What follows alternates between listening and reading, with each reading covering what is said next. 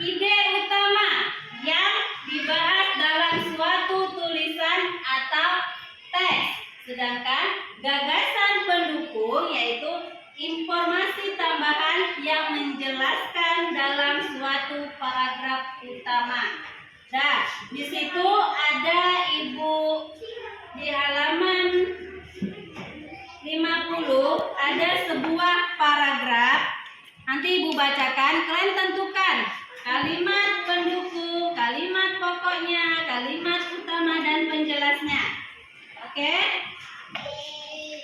Kalimat penjelas itu bisa disebut juga dengan kalimat pendukung. Ibaratnya suatu paragraf itu dia dijelaskan dalam suatu teks. Paham? Oke, misalnya Ibu bacakan teksnya. Salah satu bentuk keragaman Indonesia yang mampu menarik wisatawan adalah makanan, terutama makanan tradisional. Wisatawan yang datang ke Indonesia akan dimanjakan dengan makanan tradisional. Makanan tradisional ini tersaji dengan beragam jenis, ada rasa hingga bentuk penyajiannya. Ya, kalau makanan tradisional itu bentuk penyajiannya bermacam-macam sesuai daerahnya masing-masing, ya kan?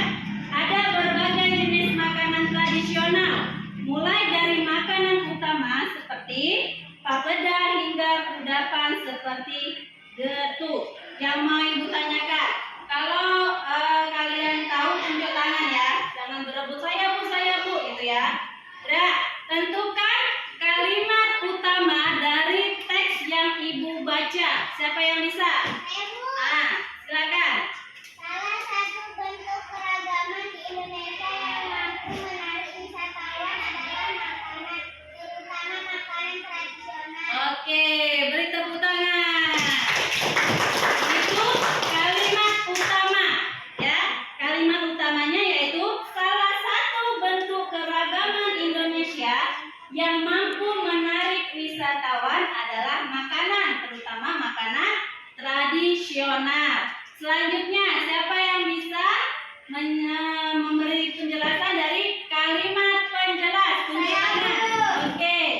Wisatawan yang datang ke Indonesia akan dimanjakan dengan makanan tradisional. Makanan tradisional Indonesia tersaji dengan beragam jenis, rasa hingga bentuk penyajiannya. Ada berbagai jenis makanan tradisional, mulai dari makanan utama seperti papeda hingga kudapan seperti getuk. Oke, dia di dalam paragraf itu ada kalimat penjelas. Kalimat penjelas tadi sudah disebutkan oleh kawan kalian. Kalimat penjelasnya itu misalnya wisatawan yang datang ke Indonesia akan dimanjakan dengan makanan tradisional. Makanan tradisional Indonesia tersaji dengan berbagai jenis, rasa hingga bentuk penyajiannya. Dia ada beberapa jenis makanan tradisional. Makanan utamanya seperti papeda hingga kudapan seperti getuk. Itulah kalimat penjelas. Itulah tadi kalimat utama, kalimat penjelas dalam suatu paragraf. Selanjutnya, yang bisa memberi jawaban gagasan pokok. Oke, silakan. Makanan tradisional Indonesia mampu menarik wisatawan. Oke, beri tepuk tangan. Itu gagasan pokok ya dalam suatu teks atau paragraf. Itulah gagasan pokoknya, yaitu makanan tradisional Indonesia mampu menarik wisatawan. Selanjutnya, gagasan pendukung. Dia ada 3 gagasan pendukung. Yang pertama siapa yang bisa? Saya Bu. Oke. Makanan tradisional khas daerah dapat memanjakan wisatawan. Ya, gagasan pendukung itu yang pertama, makanan tradisional khas daerah dapat memanjakan wisatawan. Lanjutnya, gagasan pendukung yang kedua, siapa yang bisa? Saya Bu. Oke. Makanan tradisional memiliki beragam jenis, rasa dan penyajian. Ya, makanan tradisional dia memiliki beragam jenis, rasa dan penyajiannya. Itu gagasan pendukung yang kedua. Gagasan pendukung yang ketiga, siapa yang bisa?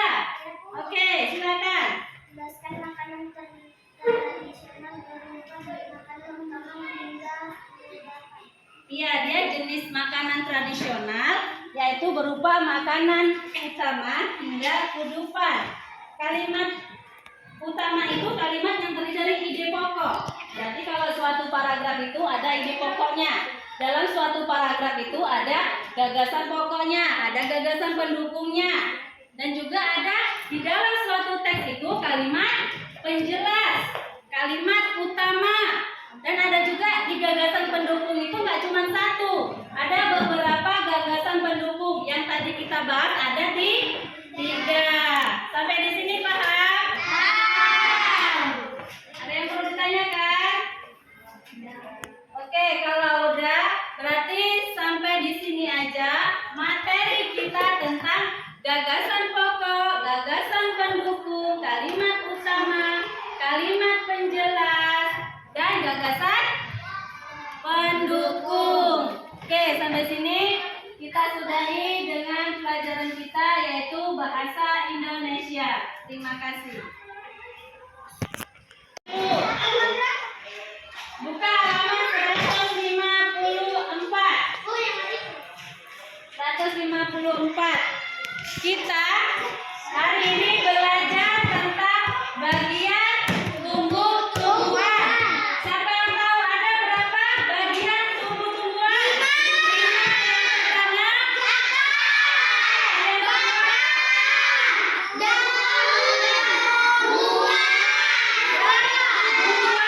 Iya, sekarang kita akan menjelaskan apa itu akar. Akar itu merupakan bagian tumbuhan yang ada di dalam tanah. Ini kasih contohnya ya.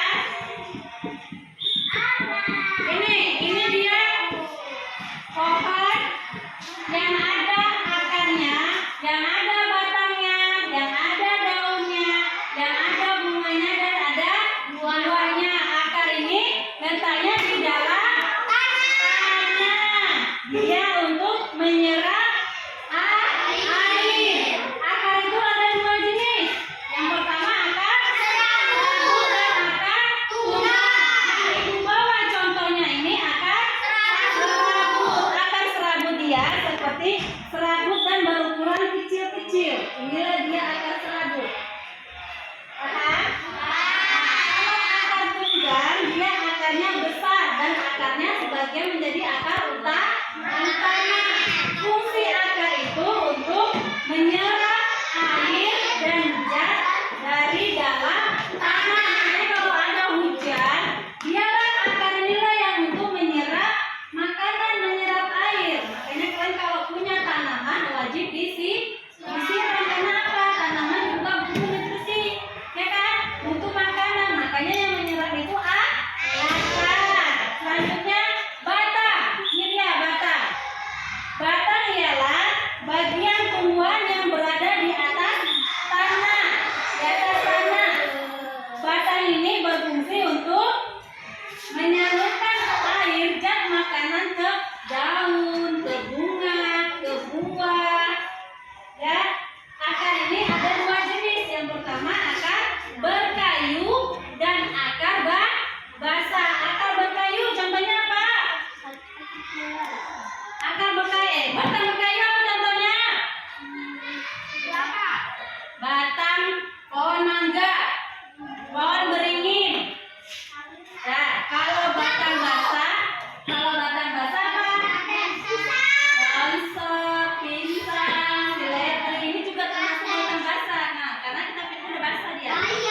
Nah, selanjutnya daun. Daun itu berfungsi sebagai tempat fotosintesis. Fotosintesis adalah proses pembuatan makanan pada tumbuhan yang memerlukan zat cahaya matahari. Itulah dia daun. Kalau bunga fungsinya apa? Ya, tempat berkembang biakan. Biji buah. Buah apa? Makanan cadangan. Inilah dia contohnya ya. Jadi setiap tumbuhan itu memiliki bagian-bagian. Bukan manusia aja yang punya bagian tumbuhan kan? Tumbuhan juga. Yaitu yang pertama akar, yang kedua batang,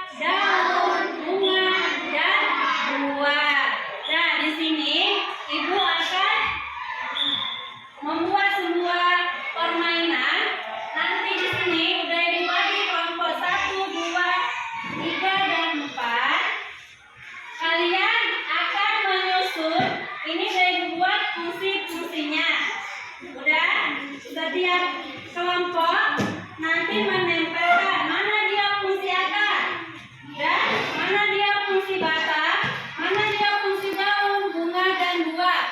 Kalian tempelkan setiap kelompoknya ya. Oke? Oke. Ayo setiap kelompok baris ke depan.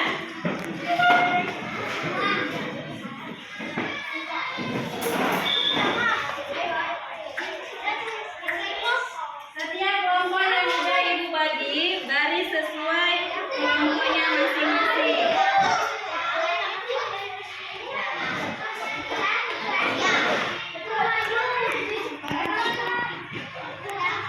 Udah? Paham? Ini kelompok satu. Oke, ini ini kelompok satu. Ini kelompok 2, 3, dan 4. Yang di depan harus menyebutkan dua fungsi. Oke? Kalian cari fungsi akar mana, batang mana, buah mana, daun dan bunga. Kalian tempelkan sesuai fungsinya masing-masing. Siap? Oke, ibu sebut 1 sampai 3. Kalian siap ya? Yang menang akan mendapat hadiah. Ya, oke. 1, 2, 3. Ayo cari. Cari fungsinya ya. Jangan terbalik-terbalik fungsinya. Siapa yang cepat, dia mendapat nilai tinggi plus sama hadiah. Yang rapi.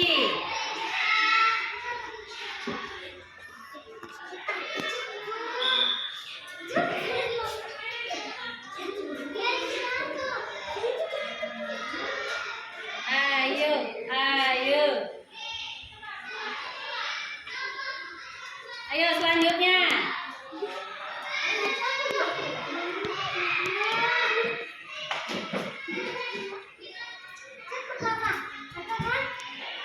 Sabar ya. Ayo, siapa yang udah selesai pindah dan duduk. Gantian kawannya satu lagi.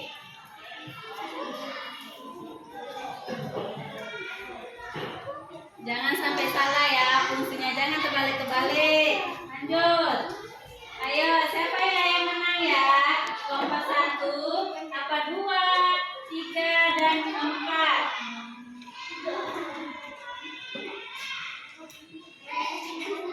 Jangan sampai ketukar. Oke, lanjut.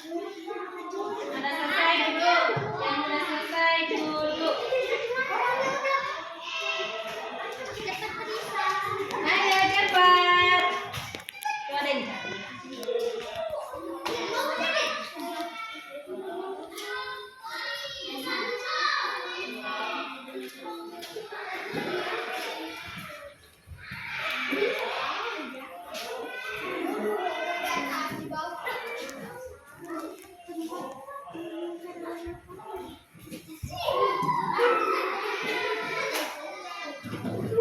Ayo, siapa yang udah habis kelompoknya? Selamat ingat deh. Ayo cepat. Kalau yang cepat berarti dia lebih paham mengenai fungsi-fungsi tumbuhan ya. Udah, kelompok 1 yang berhasil awal deh. Lanjut kelompok 2, 3, 4. Siapa yang akan menjadi juara duanya? Ayo.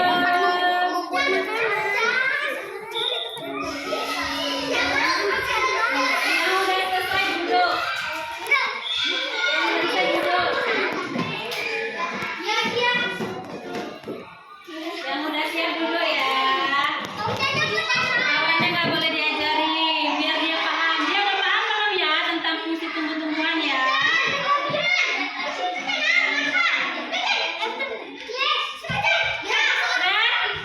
Kelompok 3 ya? Oke, kelompok 3 nanti kita cek betul apa enggak.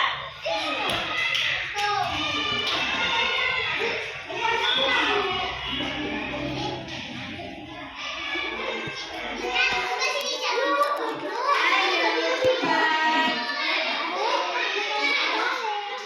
Udah, ayo.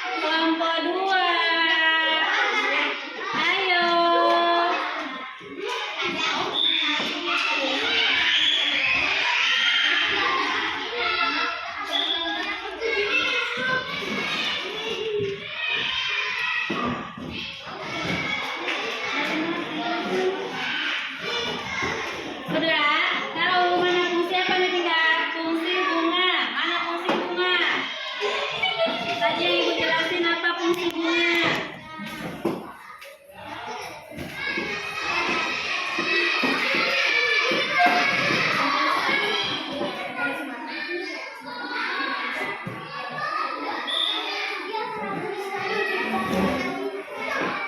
Oke, kelompok 2 udah selesai. Berarti ada 4 kelompok ya. Tadi yang pertama siapa yang menentukan? Kelompok 1, yang kedua kelompok 3, dan kelompok 4, yang terakhir kelompok 2.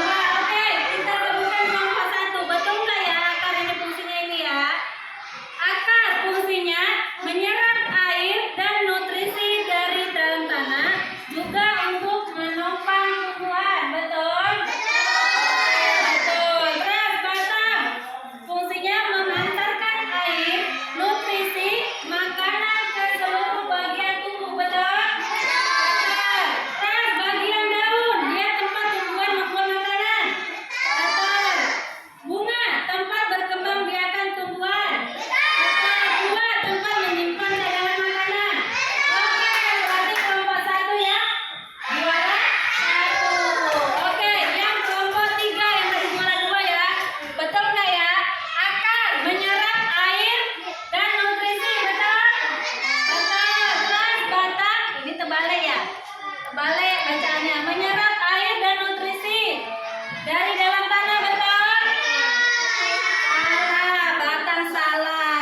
Yang betul itu batang kok mengantarkan air. Dia kan menyerap air, akar itu menyerap, batang itu mengantarkan. Selanjutnya ke bunga, tempat berkembang biakan tumbuhan. Betul? Betul. Daun, tempat tumbuhan membuat makanan. Betul? Betul. Terus buah, tempat menyimpan cadangan makanan. Tapi kelompok 2, kelompok 3 ada satu yang salah. Kita cari yang kelompok 4. Kalau memang kelompok 4 betul semua, berarti yang juara 2-nya adalah kelompok 4. Akar fungsinya menyerap air. Batang mengantarkan air. Daun, tempat tumbuhan membuat makanan. Betul. Bunga, tempat menyimpan cadangan makanan. Salah. Buah, tempat menyimpan cadangan makanan. Betul? Betul. Kelompok 4 ada juga yang salah satu. Kelompok 2, akarnya mengantarkan air. Salah. Tempat tumbuhan membuat makanan. Batang. Salah. Bunga, tempat berkembang biakan. Betul. Daun, tempat berkembang biakan tumbuhan. Salah. Buah, tempat tumbuhan membuat makanan. Betul? Salah. Salah. Berarti yang benar-benar percis fungsinya sesuai bagian tumbuh-tumbuhan adalah kelompok 1. Mana nih yang kelompok lain? Kelompok 3 dan 4 tadi ya? Betul? Salah 1. Kenapa salahnya dijelasin? Kalau akar dia tempat menyerap air. Iya kan? Akan menyerap air kan? Iya enggak? Iya. Kalau batang tempat mengantarkan air, karena dari yang diserap diantarkan ke batang. Ya, kalau daun tadi untuk apa? Tempat tumbuh membuat makanan. Inilah daun. Kalau bunga, tempat berkembang biakan.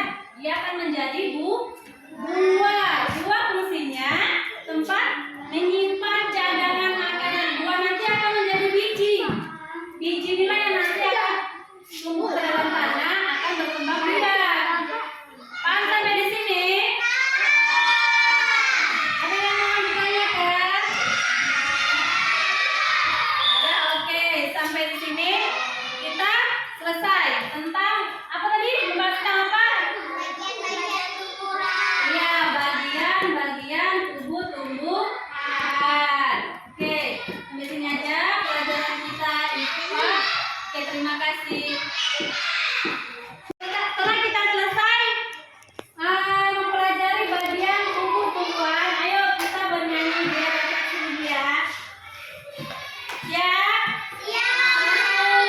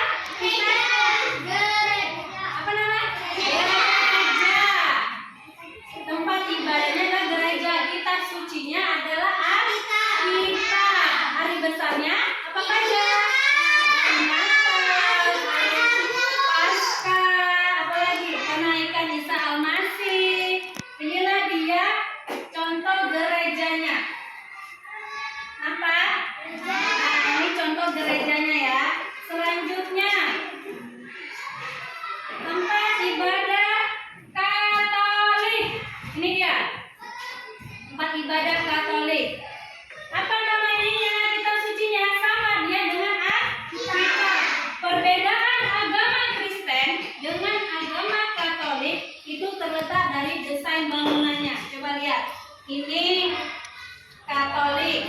Dia gereja juga, cuman desanya berbeda. Ini Kristen. Hari besarnya juga sama. Hari Natal, hari Paskah, hari Isa Almasih. Selanjutnya, tempat ibadah agama Hindu. Apa namanya? Tempat ibadahnya? Nah, inilah dia contohnya. Kitab sucinya apa namanya? Weda. Kitab sucinya Weda. Hari besarnya apa aja? Hari Nyepi, hari Saraswati, dan hari Pagarwesi. Itulah dia agama Hindu. Selanjutnya, tempat ibadah agama Buddha. Apa nama tempat ibadahnya? Vihara. Nama kitab sucinya adalah Tripitaka. Inilah dia tempat ibadah vihara. Lihat gambar nampak? Nah, hari besarnya apa aja? Hari Waisak dan hari Asadda. Itulah dia hari besarnya agama Buddha. Lanjut, tempat ibadah agama Konghucu. Apa namanya? Kelenteng. Inilah dia nama gambarnya. Kelenteng. Apa kitab sucinya? Kisumu Muji. Hari besarnya yaitu Tahun Baru Imlek dan Gome. Berarti setiap umat Islam, setiap yang beragama itu memiliki kitab suci masing-masing. Setiap agama memiliki tempat ibadah masing-masing dan juga hari besarnya masing-masing. Saya ibu tanya ya, apa tadi tempat ibadahnya agama Buddha? Apa yang bisa? Wihara. Kalau hari besarnya apa ya wihara ya? Apa yang bisa hari besar wihara? Hari Waisak, hari Asadda, dan hari Sabina. Iya, wihara itu hari besarnya hari Waisak. Itu yang sering ada di kalender kan kalau kita libur. Selanjutnya siapa yang bisa menyebutkan kitab suci dari Katolik? Nah, apa kitab sucinya? Ya, kitab sucinya Alkitab. Terus tempat ibadahnya apa? Katolik. Tempat ibadahnya? Tempat ibadahnya adalah gereja. Oke, sampai di sini paham? Nah, kita di Indonesia ini ada 6 agama. Yang kita anut adalah agama Islam dengan kitab suci Al-Quran. Yang pertama ialah agama Islam, yang kedua Kristen, yang ketiga Katolik, yang keempat Hindu, Buddha, dan Konghucu. Oke, itulah ada keberagaman yang ada di Indonesia. Ada bermacam-macam agama. Sampai di sini paham? Oke, kalau paham, kita tutup pelajaran kita tentang IPS, tentang keberagaman agama yang ada di Indonesia. Oke, kalau kayak gitu kita siap-siapkan buku. Kita akan pulang. Sebelum kita pulang, kita akan membaca doa. Ayo siapkan.